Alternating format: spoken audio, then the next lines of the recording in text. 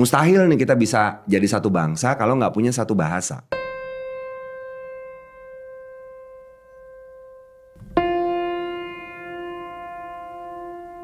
Bahasa Indonesia itu harus yang baik dan benar. Baik itu artinya sesuai dengan konteks, benar itu artinya sesuai kaidah.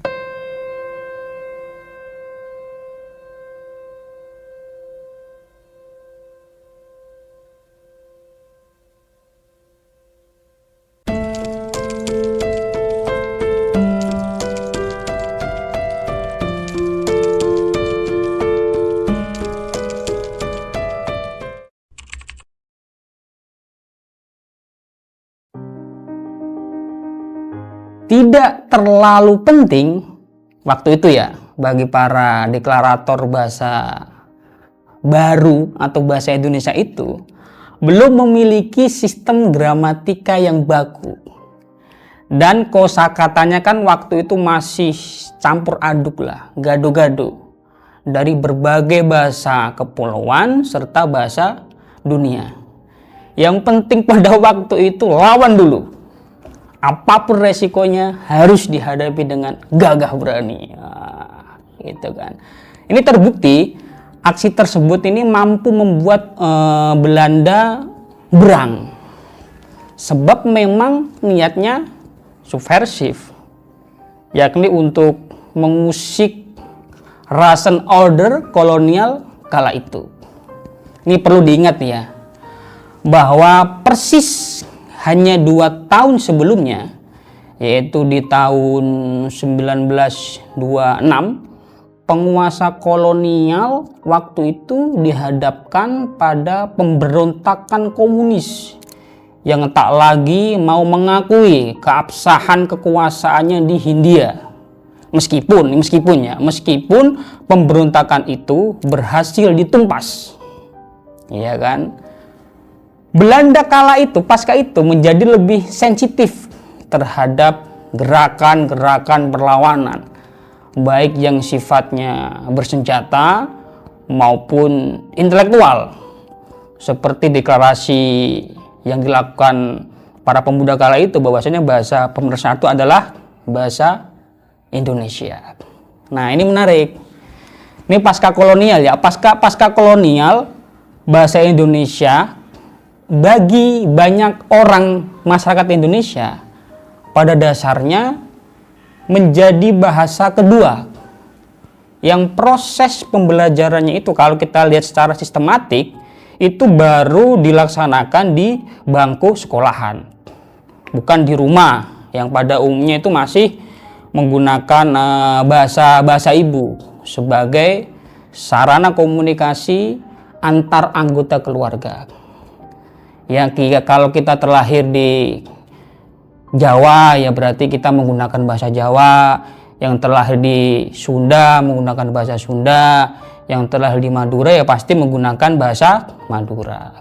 Nah, ini menjadi cukup menarik karena gramatika bahasa Indonesia ini yang tidak kunjung baku, kompleksitas sistem afiksasinya, formasi peristilahannya yang tak kunjung selesai, ini justru menjadikan proses pemerolehan bahasa Indonesia itu menjadi sedikit menantang gitu bahasanya. Ya karena jujur ya saya pribadi itu merasakan lah sewaktu di sekolah dasar dan menengah kala itu sulit menguasai bahasa Indonesia. Sampai saya memiliki kesimpulan yang cukup aneh kala itu ya, bahwa bahasa asing kayak seperti bahasa Inggris atau bahasa Arab itu masih lebih mudah dipelajari. Ya terbukti dengan nilai-nilai yang saya peroleh untuk mata pelajaran bahasa-bahasa kayak bahasa asing itu rata-rata masih lebih baik daripada nilai bahasa Indonesia. Nah masalahnya ketika situasinya sudah mulai mencair seperti saat ini, dunia justru menjadi kian global. Dan arus masuk berbagai bahasa asing melalui media sosial semakin cepat, bagaikan hujan deras yang menghujam bumi. Tapi gini, jangan-jangan ini bukan persoalan khas bahasa Indonesia saja. Teman-teman bisa lihat, contoh juga mungkin ini terjadi dihadapi juga oleh bahasa-bahasa dunia lain, termasuk bahasa Inggris, gitu loh. Bahasa Inggris meskipun sudah menjadi bahasa internasional, para penjaga bahasa Inggris yang militan, dia juga merasa cemas, bercampur gusar gitu loh, melihat munculnya versi-versi lokal bahasa Inggris, khususnya di negara-negara persemakmuran ya, yang mereka nilai itu sebagai ancaman serius bagi keberlangsungan bahasa Inggris. Di mata mereka, persoalannya itu bukan hidup atau matinya bahasa Inggris, ini perlu dicatat, melainkan bagaimana mempertahankan kemurnian bahasa Inggris yang menurut mereka tengah terancam oleh keberagaman. Ya kan, nyatanya tidak ada kekuasaan yang cukup besar lah dari pihak manapun yang sanggup menghentikan atau menghalangi berlanjutnya proses lokalisasi bahasa Inggris. Ini juga berlaku untuk lokalisasi bahasa Indonesia. Persis seperti yang saya sampaikan di video sebelumnya, gitu loh.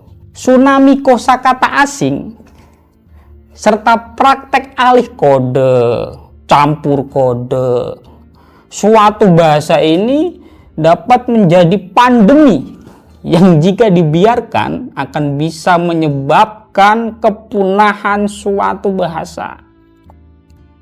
Tapi bentar dulu. Kita itu jangan terlalu skeptis, maksudnya dengan kekhawatiran semacam ini. Jangan terlalu, kok gini ya, jangan terlalu begitu. Karena sebuah bahasa hanya mati ketika tidak lagi digunakan di dalam situasi komunikasi lisan. Seperti halnya yang terjadi pada bahasa Latin atau bahasa Sanskrit atau bahasa Sanskerta. Ini saya kasih contoh ya. Matinya bahasa-bahasa kuno tersebut itu tidak disebabkan oleh banjir bandang pengaruh bahasa-bahasa lain yang menginfeksinya, ya melainkan lebih karena faktor-faktor politis pada eranya gitu loh. Contoh saya kasih contoh, bahasa Latin meredup bersamaan dengan jatuhnya kekuasaan Imperial Romawi, ya kan? Sementara bahasa Sanskrit, Sanskerta tersingkir dengan datangnya kolonialisme Inggris di India. Nah bahasa Inggris ini kan menjadi lingua franca ya, lingua franca dunia lah karena imperialismenya. Tetapi bahasa ini terus berkembang sebagai bahasa internasional sesudah usainya dekolonisasi. Ini perlu dicatat nih. Karena kemampuannya menyerap banyak unsur dari berbagai bahasa. Bahasa Inggris yang baik dan benar jangan-jangan kini itu hanya dipakai oleh siaran berita BBC itu dan keluarga kerajaan saja kan, karena kita gak ada yang tahu. Dalam kenyataannya bahasa Inggris dituturkan dengan aneka ragam logat gitu loh. Dan juga dalam banyak versi yang memperlihatkan telah terjadinya perkawinan antara unsur-unsur global dan lokal. Ya, terus lantas gitu kan pertanyaannya, apa pekerjaan rumah kita? Kita harus ngapain sebagai generasi muda? Gini, saya kasih cara. Untuk bahasa Indonesia, situasinya di dunia pada saat ini justru membesarkan hati. Bahasa kita masuk dalam daftar 10 besar bahasa dunia dengan jumlah penutur terbanyak. Ya kurang lebih 200 jutaan lah penutur. Dan kalau di Asia, di konteks Asia, bahasa kita itu menduduki peringkat ketiga setelah bahasa Mandarin dan bahasa Inggris. Nah, selain itu nih banyak juga nih prestasinya. Indonesia berada pada peringkat kedua negara dengan jumlah bahasa terbanyak di dunia setelah Papua Nugini. Ya kurang lebih ada 711 bahasa yang digunakan lah sebagai komunikasi semua lapisan masyarakat yang ada di Indonesia. Ini kan sungguh luar biasa gitu loh. Ini tidak main-main gitu loh. Ya kan? Bahasa-bahasa lokal ini maksudnya ya bahasa daerah serta berbagai bahasa asing termasuk Inggris juga akan terus memperkaya bahasa Indonesia. Dan hal ini tidak perlu disikapi sebagai pencemaran ataupun perusakan bahasa Indonesia. Berbagai serapan dan pinjaman serta fenomena alih kode, campur kode akan terus mewarnai bahasa Indonesia yang jumlah penuturnya juga akan meningkat seiring bertambahnya populasi Indonesia. Ya kan? Ini kan jelas bahwa perkembangan ini tidak akan berujung pada kepunahan atau kematian bahasa Indonesia. Ya, maka dari itu bahasa Indonesia perlu dibiarkan merdeka gitu loh. Bertumbuh dari segi penuturnya dan berkembang dari segi kebahasaannya. Bahasa bukan barang statik ataupun stagnan ya, melainkan aspek integral kebudayaan yang akan terus hidup selama komunitas yang menghidupinya tetap ada. Ini perlu dicatat. Tapi ya jangan juga dengan cara mengusulkan bahasa asing jadi bahasa nomor 2 di negara kita, Pak.